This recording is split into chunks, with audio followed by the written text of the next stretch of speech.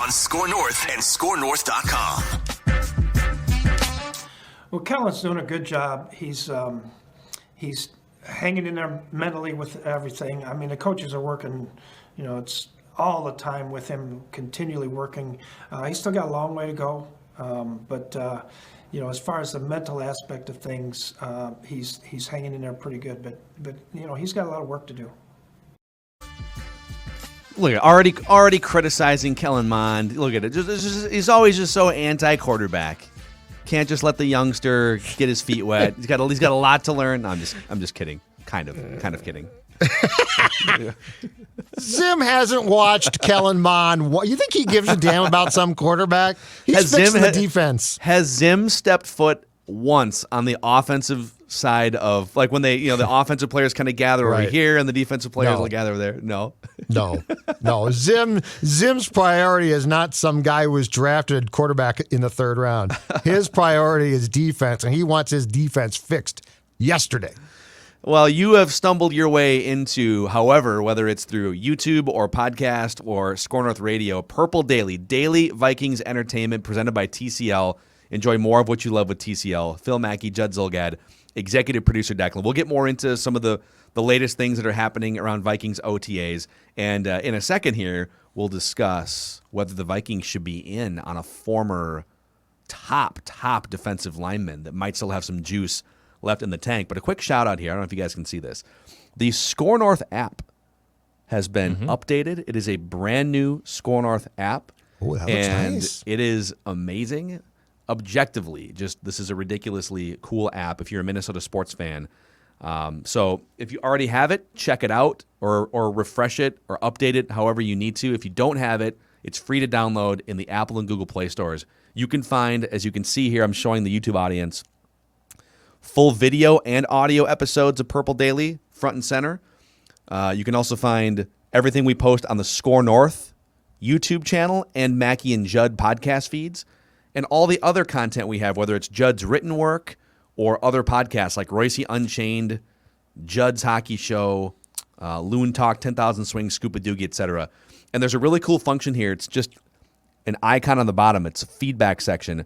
If you want to send us video, if you want to send us a photo, you want to send us audio, or just a quick message, you can communicate with us, Phil, Judd, and Declan, through the feedback section of this Score North app. It's pretty badass, so check it out. Boys, it is Reckless Speculation Thursday on Mackie and Judd.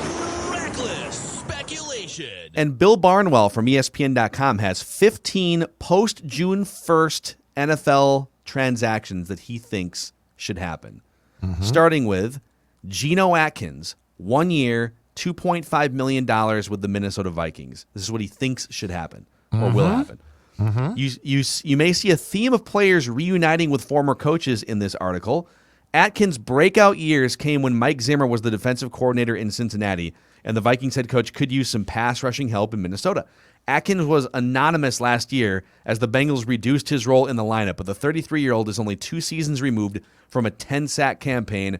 He would slot in as an interior rusher on passing downs as part of a rotation with run stuffer Michael Pierce. According to Pro Football Focus, last year, Geno Atkins only played 119 snaps, which is a fraction of like the 800 or 900 that were available to a defensive lineman on the Bengals, and his overall grade was by far the lowest of his entire career in pretty much every category. So you could make a case on one hand he might be cooked, but maybe back with Mike Zimmer, maybe a little bit more refreshed after barely playing any snaps last year, and in a limited role in which he's mostly just going to be out there on third downs, pressure up the middle, that it's worth a $2.5 million flyer when you got $13.9 million in cap space right now. I am all for this.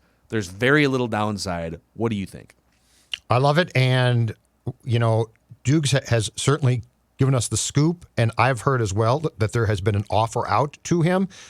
Now that they've freed up some salary cap space, it makes even more sense. And look, here's the thing: you're not asking him at his age, and this is why it's a perfect fit. You're not asking him to come down or come in and play 3 downs. You're asking him to come in and provide what you don't have in the interior of your defensive line right now, which is a guy who knows how to get after the quarterback from the A-gap area. And that's important because look at the amount of teams now that can provide pressure immediately. So it doesn't have to come from the ends. I think that this is a fabulous idea. If it doesn't work, it does not work. But optimally, it is, to me, a replacement for a guy that the Vikings have missed since he left, Tom Johnson. Yeah. We didn't talk about him a ton. Collar loved him, and he was right to. Yep. But Tom Johnson knew exactly what Tom Johnson's role was, and it wasn't to stop the run. It was to come in on passing downs and provide pressure. And I'm not saying that Tom Johnson was a star at doing that, but you know what he was? Damn solid. Yeah. Atkins, if used optimally, could be even better than that. So I think that this move makes perfect sense, and it makes even more sense if there indeed is some contract problems with Danielle Hunter. Because if there is, you're going to have to potentially go into the season on a wing and a prayer, hoping that you can develop not just a right end, but a left end too to rush the passer. If you are looking at a pass rush that is lacking interior pressure and from both ends, that's potentially a real problem here. So for a probably fairly reasonable price, Geno Atkins makes perfect sense. Yep, I'm here for it, and it just feels like it just feels like if he's got any sort of gas left in the tank, then this is the scenario that would give him additional life. And as you see throughout the years, like you need more than the Vikings are trying to find a fourth starting offensive lineman at the edge rushing position, which is not where Atkins would play. So they got to figure that out. But ultimately, you're going to need more than 4 defensive linemen in a rotation of some kind, getting after it. You're going to have injuries. The season's been extended, right? So just getting another credible body in here. Are you in on this, Declan? Geno Atkins? I totally am in on it. I'm guessing it wouldn't cost a ton. And last year, and a little bit of egg on my face to it as well. I thought even though the Vikings lost Neil Hunter, that Mike Zimmer was a good enough coach where he can scheme up something with rookies and with inexperienced players, and then the defensive line will still be able to get pressure on the quarterback. But what we saw in 2020 was, my God, the Vikings defense could not at all get after the quarterback. They were one of the worst run stuffers in the league.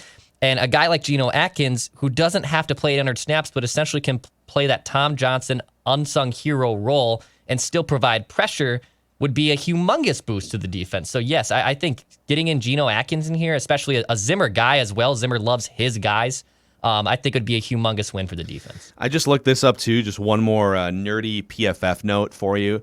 So they have, you can essentially sort out interior defensive linemen and their pressure rates on pass rushing snaps.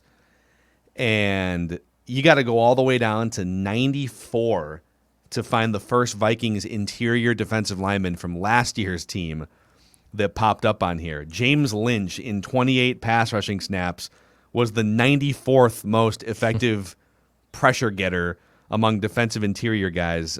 Armin Watts was 97th.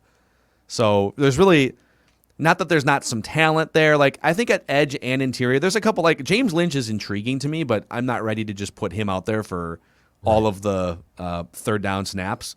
So it would be nice if you had Geno Atkins come in here. You got Dalvin Tomlinson, Michael Pierce coming back. And so you've got some established veteran players, and then sprinkle in the young guys when there's injuries or when the veterans need a breather, and do it that way. You saw what happens when you just lean on young and experienced players as starters. The Vikings had one of the worst seasons in franchise history getting after opposing quarterbacks. And interior pressure is huge. Well, like it's a major part of the game now. And the second thing that makes sense about this as well is, in addition to Zim, keep in mind, Paul Gunther is now a defensive assistant to Zim, and he was the Bengals defensive coordinator from 2004 to 2017. During that period, Geno Atkins, 32 sacks. So, like, that's two guys who are going to know how to use him. The bounce back factor could be huge here. This team has rebuilt its defense, and I think it's done a decent job. But if you go into the season with 2 mammoth guys as your defensive tackles, and then you try and swap in guys to rush, and it does not work, it's going to be a problem fairly quickly. This would at least give you a fighting chance to avoid that problem. Yeah. Yep. Boys, since we're on the ESPN.com Vikings train here, there's more positive things being written about the Vikings on ESPN.com. This is from Mike Clay, who's an analytics writer for the website, and he has the 25 biggest position upgrades from the NFL's offseason. So teams that went from player A to player B. And he has, in his list of the top 25, he's got 2 Vikings swaps in here that he loves. So the 9th one on his list is Dalvin Tomlinson replacing Shamar Stephen. And I'm not going to read you the whole thing, but that's, Shamar Stephen's he was a highly paid backup caliber player that got thrust into a starting role because of injuries. Minnesota's 2020 defensive performance is one of the worst we've seen from a Mike Zimmer unit ever. The Vikings ranked 27th in yards allowed, 28th in points allowed, et cetera, et cetera. The biggest acquisition for their defense was Tomlinson. And then it goes through some of his stats, 49 tackles, 10 for loss, et cetera, et cetera. And then 22nd on this list is Patrick Peterson and Mackenzie Alexander replacing Jeff Gladney and Mike Hughes. So I guess I haven't thought quite as much about, because Gladney's a first-round pick, and before the legal things, you thought, he's gonna keep getting better. Absolutely. But if Zimmer can squeeze out, the 2 or 3 years ago version of Patrick Peterson and put him in some better spots, and Mackenzie Alexander is just a rock-solid, reliable. He's not a star, but he's just a rock-solid, reliable starting professional cornerback, right? Yes. And Mike Hughes has been struggled and banged up. I like that. It wouldn't have been first on my list of where'd they upgrade? Mackenzie Alexander and Patrick Peterson and Dalvin Tomlinson. What do you guys think about this? I think the cornerback one is key because it goes back to what we all talked about last year at this time and said, are the Vikings going to bring in veteran corners? This seems really weird for Zim, who I truly think deep in his heart despises rookies, especially on defense, especially at positions like corner where there's an adjustment period. So he stumps to draft a bunch of rookies on defense, then just resents the fact that they're rookies. And I think he'd prefer not to play them. Yeah, I think he'd prefer not to play them. So I think the overall upgrade, though, at the corner positions makes perfect sense. And I'm surprised the Vikings had to learn that. That does sort of shock me that they went into last year basically saying we can develop guys, and that guys are going to get hurt, right? Mike Hughes always got hurt.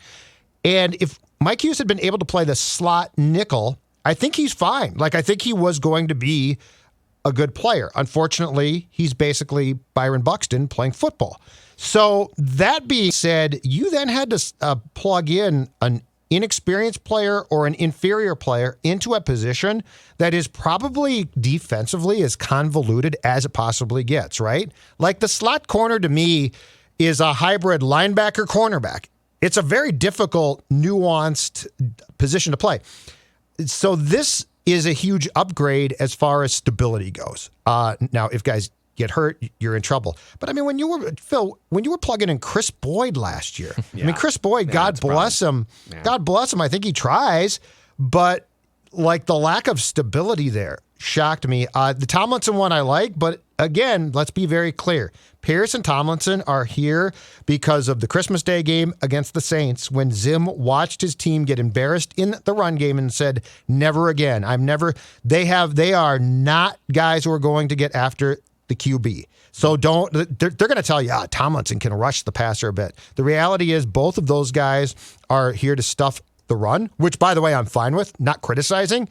So I like it. And yeah, the other thing that was weird is the Shamar Stephen fascination is one of the great Zim mysteries I will never get. Whatever led you to believe he could quite a bit of money too to come back from the Seahawks, but whatever led them to believe that he could actually play a lot? Yeah, it's as insurance as a guy who's going to be in your rotation, but I think he got paid more as a borderline starter too. They paid a lot for that insurance. Wasn't he making $3 million to the cap? Yeah, and they brought him back. But that's the thing is they went out and got him back. They actively pursued him. Yeah. I've got some. I've just been sort of perusing through the early morning OTA observations from different platforms here too. So I love this. We'll go through some of these here in a second, but our friends at PXG Minneapolis, I know there's a lot of people who love to golf, get out there during these summer months in the state of Minnesota and swing the club, hopefully less than 100 times if you're Declan at some point this year. It's more. It's more. But I look good. PXG can help your game and help you look good at PXG Minneapolis. The Gen 4 clubs are the best clubs they've ever made, and so you can check those out. If you're looking for something a little bit more within reach price-wise, the 0 to 11 clubs are also a full line of high-performance clubs. So check out everything PXG has to offer at PXG Minneapolis and Southdale Center, and find out more at pxg.com/Minneapolis. Okay, so StarTribune.com, and they detailed some of these sloppy mishaps, but the main headline this morning is sloppy day for the offense leads to 4 interceptions. Kirk Cousins threw 2 interceptions as the passing game struggled to connect in the non-padded OTA session. They're all wearing like these sort of weird rugby helmets and shorts and shells. It's a Zim idea. Are they the only team doing it? I don't know. Why? But they're because there's not supposed to be contact, and they don't have to wear helmets, but they want some type of protection for your skull. Got it. I need so they basically went with these. It's probably Declan smart. Just needs it just one looks for one funny. Yeah, I need one for my weekends out in the North Loop. I need one of those things to have walking around. Wow. Yeah. Well. Yeah. Well. Just Passing in up case. old flames, saying hi to Yeah. No, not today. former girlfriends. Not today. Not on. That's a Mackie and Judd conversation. Not Okay. I'm just saying. Statements on Monday. Observation I saw on Twitter from you. A Declan observation. Funny when you go for a walk and pass an old. I feel like Declan can't. Yeah, Declan has an old flame on every block in Minneapolis. That's what I tweeted. I don't. And Declan got I all really mad. don't. He got I bent really out of shape. don't. I really don't. I got called out for page 6 by Judd Zolgad. It's I like, said oh my you would God. be if the Star Tribune had a tabloid page 6 like the New York Post. Declan Goff would be in it. Oh God. Here's my question off this OTA report. All right, because it details a lot of Kirk Cousins, a couple of picks. Kellen Mond had a pick that wasn't really his fault. It sounds like, but has it been a theme in Mike Zimmer's what? Okay, I love Kellen Mond. I didn't see it, but it wasn't his fault. So, does Mike Zimmer purposely ramp up his defenses in these offseason workouts to make his own offense look bad? Okay, full disclosure, I did not see this practice, but there was a certain former assistant who was on the offensive side of the ball at one point who definitely voiced displeasure about what you just said. And I think the answer is positively yes. I think that he's so, I mean, think about it, you guys. He is a defensive coordinator at heart. And we will blitz all night. And the first thing I thought of, yes, the first thing I thought of when I saw this report from various sources about the 4 picks was, oh my God, he's like basically the revenge tour has started now. I don't want them to gain another yard. They will remember forever the day they practiced the Vikings defense. But I mean, listen to Zim. He's old school. Like, I'm sure it pains him that they can't hit, that they don't have shoulder pads and real helmets on.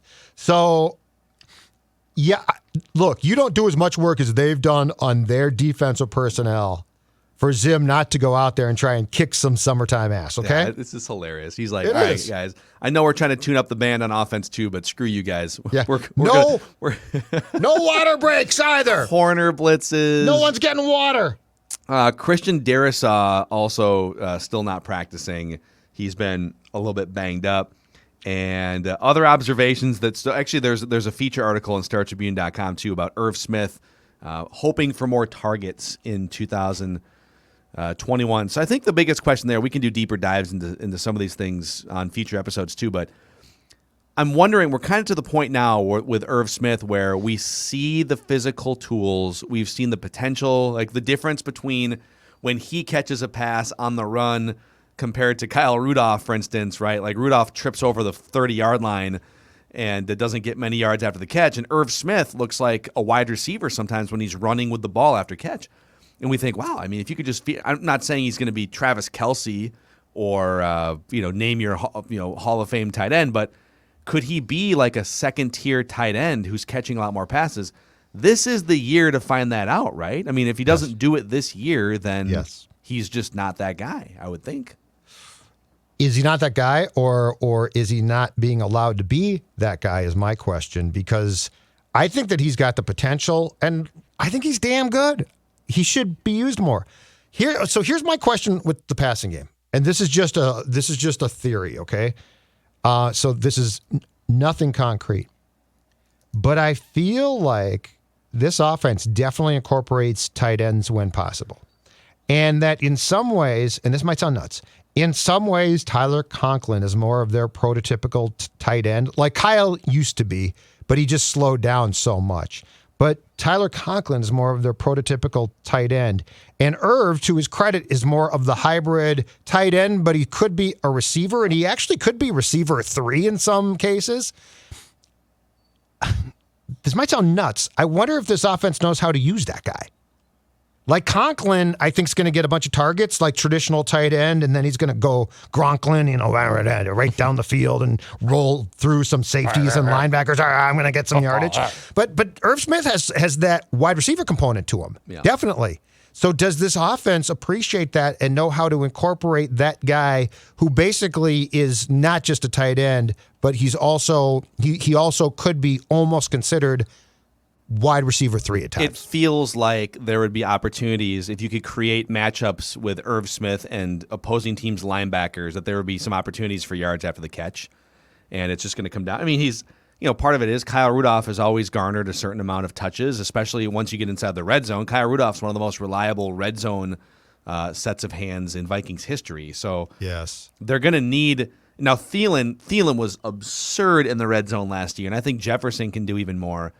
But they're going to need someone to take the slice of pie that Kyle Rudolph, was relied upon for in the red zone, and maybe Irv Smith can be that, but he hasn't really been that to this point. I've got your answer to that question, because I believe it was our friend Courtney Cronin who asked Zim about that she asked that very question. Larry Fitz. Kyle Rudolph is gone. Irv Smith, is he going to get the opportunities? And Zimmer immediately brought up Tyler Conklin. Oh. He brought up Tyler Conklin. Okay. He said that's more going to be Tyler Conklin. Yep. Red zone. Like Irv. Okay. No, as far as touches and throws his way. And she was basically saying, with Kyle gone, are the touches now going to change where Irv just catapults to the top of that list for tight ends? And Zimmer immediately brought up Conklin. That's my point. Is I wonder if this offense. So there's at least two things, skill position wise or passing game wise, that these guys don't seem to be really keen to do, that I think are possibilities. And if it was a different offensive system, would do. Okay, one is Dalvin Cook. It's not that he doesn't get the ball; it's where he lines up. Like what stops them from sending him out wide more? Like trying to confuse defenses. It's almost like, no, he's a traditional guy. It's like, well, yeah, he is, but he can do a ton more. Irv Smith is the second guy. Like, why not get more creative there? He's got the athletic skill. He's got the ability, the skill set. Those are the two guys that I've always sort of been perplexed the last couple of years, why you don't sort of broaden the horizon of the offense. And because those two guys are sort of positionless guys. Like, you could do a lot with them, and they just don't seem to want to. I am not anti-Tyler Conklin. I've just been really pro Irv Smith Jr., and I lied. Here's your last Pro Football Focus nugget, because the reason I lean on this a lot with some of these, with quarterbacks, the eye test, you can kind of tell, does a guy feel comfortable, does he not, right? There's some things with tight ends and offensive linemen where Pro Football Focus is going to have a better idea of what they're doing when they're not catching passes, right? And we're not going to see it on TV. How are they running routes? How are they holding up? How are they chipping? Just things like football things that aren't going to show up when you're watching on Fox or CBS, right? And last year, Pro Football Focus had Irv Smith Jr. as the 21st ranked. This is among all. Actually, I'm gonna sort this actually by minimum targets. I'm going to get rid of the guys that just didn't play that often. So. Irv Smith Jr. was the 14th best tight end as a receiver, so just the receiving part of his game in the entire league, and best on the Vikings. So they've got him as a guy who's like a top half of the league among starters. He's just behind Gronk, TJ Hawkinson. Is he Kittle? Kelsey or like Darren Waller in Vegas? No, but even the grades show that in his current snap allotment, he's sort of in that mix to be a second-tier tight end. So I don't know. Listen, not anti-Conklin. I'm all for Gronklin. I'm all for Gronklin's Bears fine. on the field. Absolutely. But let's not give all of Kyle Rudolph's touches. Let's give some of those, split them up, give some to Irv so he's the bona fide number one tight end is what I would like to see. And let's get more creative, too. Like, there's more that you can do. And I know it would be relying upon Kirk Cousins, and I know that there are probably some people at the TCO Performance Center that don't entirely trust Kirk Cousins, but let's see what Kirk can do. Let's get creative. Let's take the training wheels off. Take the training wheels off. Just all Let up. Kirk It's cook. Let it's 2021. Kirk cooking. Let Kirk cook. And who knows? He might burn out. Wait, you're saying he's going to overcook? He might burn the souffle. We don't know. He seems like a well done steak kind of guy. No, it's steak that's got like smooth. It's a smooth steak. He seriously seems like a well done steak kind of dude. Well, You think? That's well, here's the thing. If he overcooks his steak, and I don't know, maybe he has some sort of a fire emergency. Little grease fire? He's going to want some insurance. Now, Federated's not going to be able to help him with that type of insurance. But if you're a business owner out there, Federated can help you. Risk management tools, peace of mind. They've been standing behind business owners for over 100 years. They measure the success of their business by the success of yours. So it's a true partner that you get. Based in Minnesota, Owatonna since 1904. And you can find out more information about the resources and the people Federated can provide you over at federatedinsurance.com. Remember, at Federated, it's our business to protect yours. All right, boys. More OTA fodder, I am sure, here. We've got a 4-question Friday coming up and comments from YouTube over the weekend and all kinds of other off-season fodder here. The train never stops. Daily Vikings entertainment as we count down the days until actual training camp in less than 2 months away from actual training camp, boys. Pretty amazing. Inject it all. Just inject all of the football right into these veins right Football. All of them. Every vein until there's not one left. All right, that's a wrap. We'll see you guys tomorrow on Purple Daily.